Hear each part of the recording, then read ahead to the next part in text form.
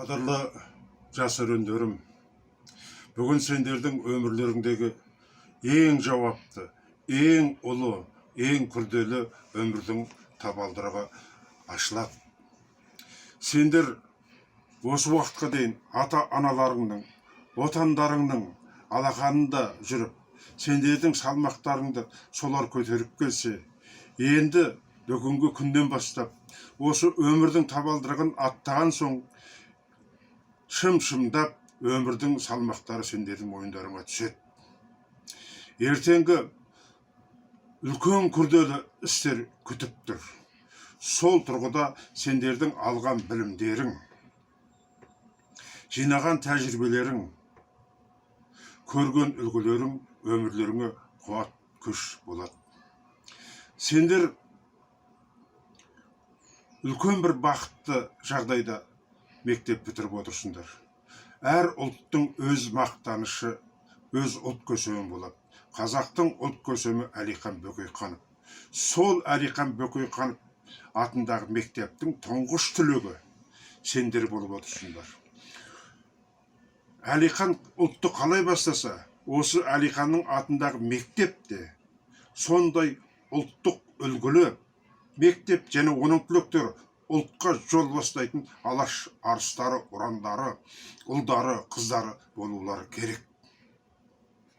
Сендерге сол үлкен абырой артылып тұр. Осы жолда ұлы аталарың өсиет еткен 5 ұлы мақсатты жүзеге асыру сендерге аманат. Бірінші, Әлихан Бөкейхановтың ұлт алдындағы, мемлекет алдындағы қойған міндеті жер. Сендерге қазақтың жері аманат. Екінші, сендердің мойындарыңдағы аманат. Сол жердің асты үсті аспанындағы ырыздығын алашқа жұмсау, соған күш салу. Үшінші, осы елді тәуелсіз экономика дәрежесіне көтеру. Төртінші, ең басты қасиет, ұлтты ұлт, адамды адам, кісіні кісі етіп қасиеттендіретін мәселе ол тіл, дін, діл, менталитет.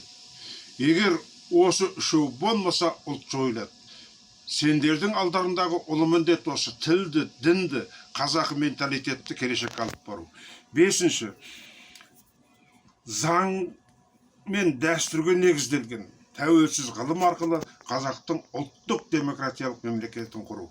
Осы 5 өсиетке адал болсаңдар, және сол жолда Абай айтқандай суық ақыл, ыстық қайрат, жылы жүрекке ие болсаңдар, сендер қазақтың болашағын гүлдендіресіңдер деп ойлаймын. Өмірдің табалдырығын аттаған қадамдарың құтты болсын, жолдарың болсын балаларым.